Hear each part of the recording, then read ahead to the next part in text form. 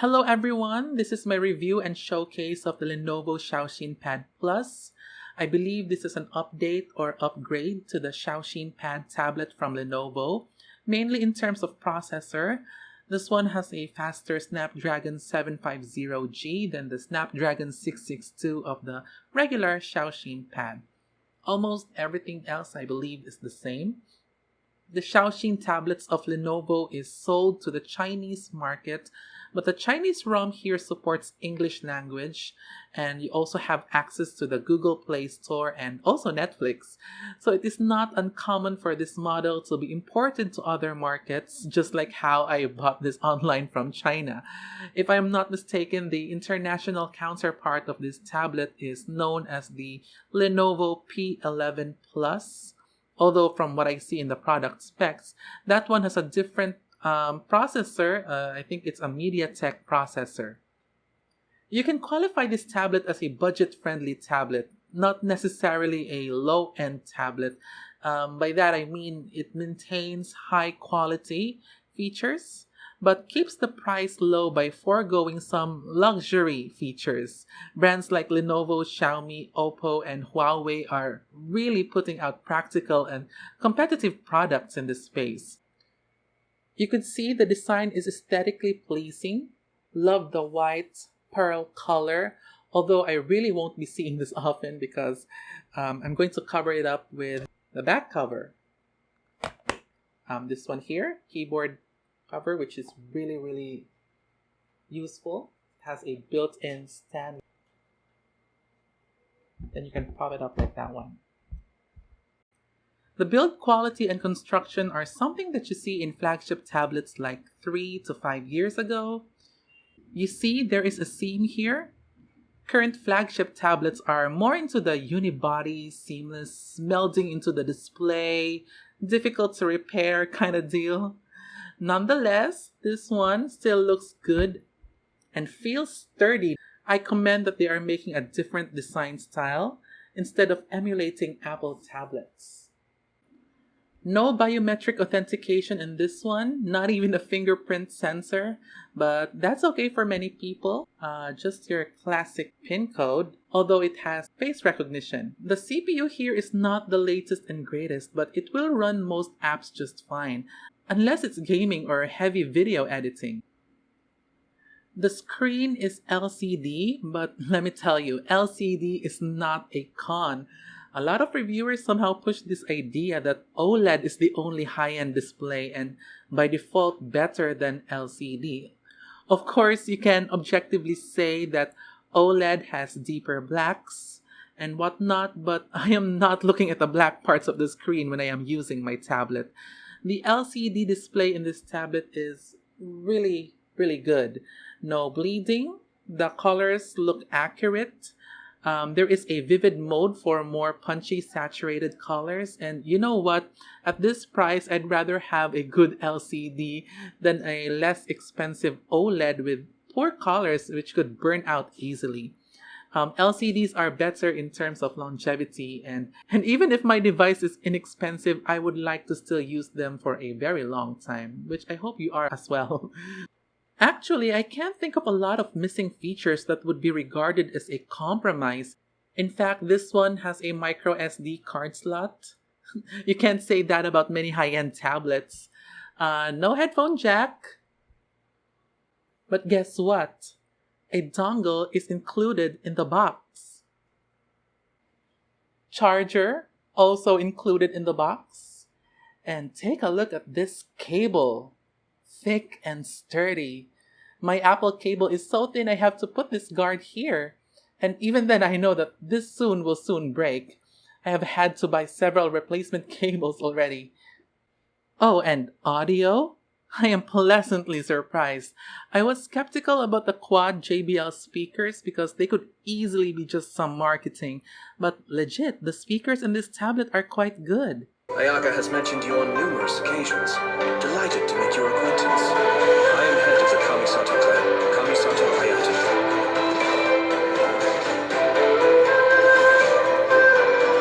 Cascade. Ayaka has mentioned you on numerous occasions. Delighted to make your acquaintance. I am head of the Kamisato clan, Kamisato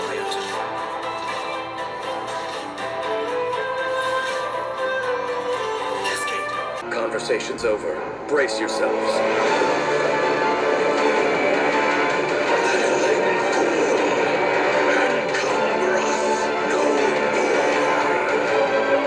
Find a way to stop that thing! Conversation's over. Brace yourselves.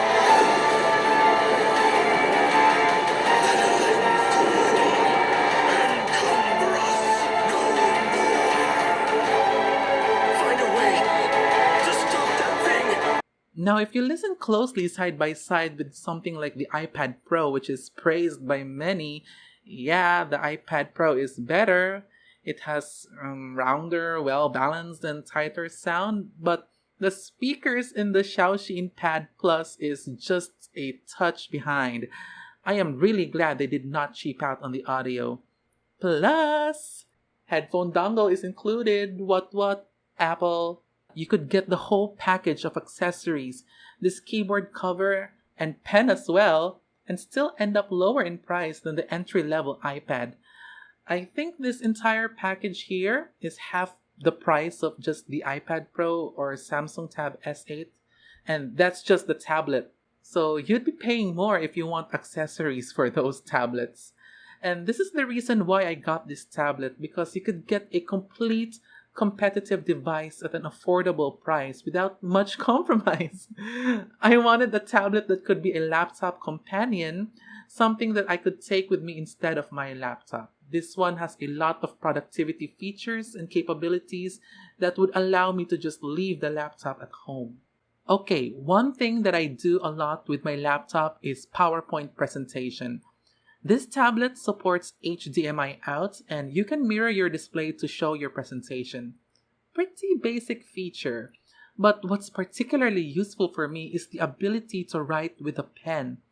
I don't know about y'all, but I really like being able to write on my slides. Writing calculations, for example, very handy. But wait, there is a better option. The Xiaoxin Pad Plus also has this Excast option that you can select from the recent apps. With this, you can project a specific app to the external display like the presentation and keep the tablet available for whatever else you want to do. Maybe have some notes open here, maybe Messenger or a Chrome browser because somebody asked a question and you want to search for the answer, something like that. You can also project Netflix in case you're the type to Netflix and then work. Or project YouTube, maybe Twitch. So work while you are watching media. Since the tablet is extending the display and not just mirroring, you can do all sorts of stuff while it is projecting to the monitor. Also, you can project an online meeting to the monitor, then slack off on the tablet, browsing social media, and even watch YouTube or Netflix. Ain't nobody got time to be paying full attention to that meeting, you know. Or maybe you are serious with that meeting and you plan to share your screen to that meeting.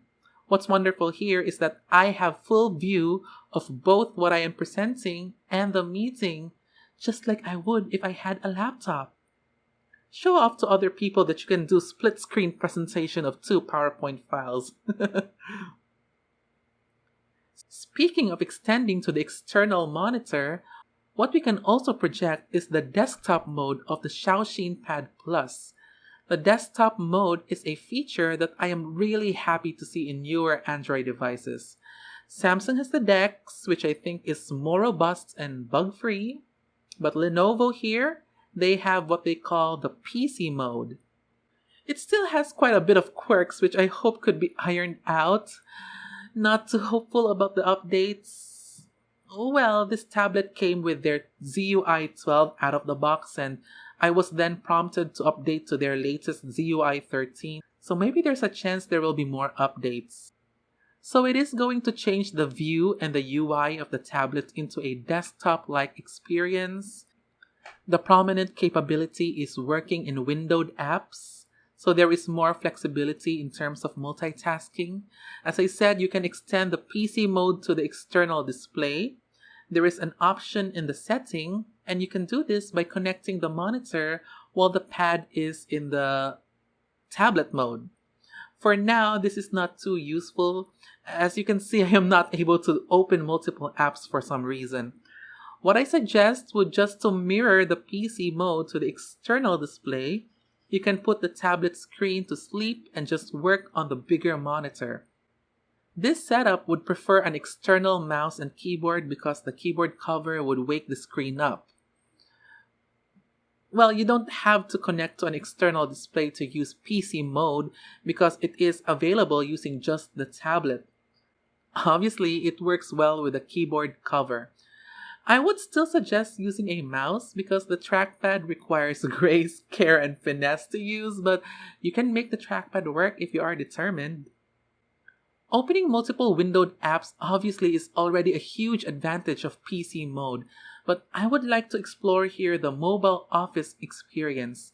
Certainly, you can open the browser and copy stuff from there. Look, I can copy images directly from the browser and paste them in the slide. Very common thing to do. In most cases, when I am writing and editing documents, I would like to open multiple files at once. Maybe because I am compiling and synthesizing stuff into one document or what have you. A limitation for now in Android desktop mode is that you can only open one instance of an app. One workaround if you want to open a second file is to open that one using a different app. So here I have Office 365 and the separated PowerPoint app to open two documents at the same time. We can actually open a third file by creating multiple spaces of an app in the app settings. I think how it works is like it's installing another copy of the app. So for example, with Facebook here, I can have two Facebook apps with two different accounts logged in. This is not a new feature. I know many other Android devices have this, but I think this is not a universal feature in Android. Let me know if I am wrong. So what I do is create another space for the Office 365 app. And if I want to open a third document file, I can use that second copy of the Office 365 app to open it.